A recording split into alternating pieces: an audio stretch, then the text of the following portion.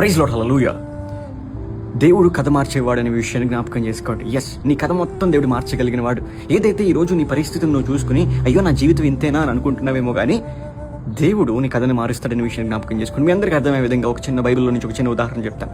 ఏదైతే సౌలు దమస్కు మార్గంలోకి వెళ్ళి క్రైస్తవులందరినీ చంపేయాలనుకున్నాడు, వారిని నాశనం చేయాలనుకున్నాడు, దేవుడు సువార్త ఆపివేయాలనుకున్నాడు. సౌలు యొక్క ఆలోచన అక్కడ ఏంటో తెలుసా? నాశనం. కానీ దేవుడు ఏం చేశాడు తెలుసా?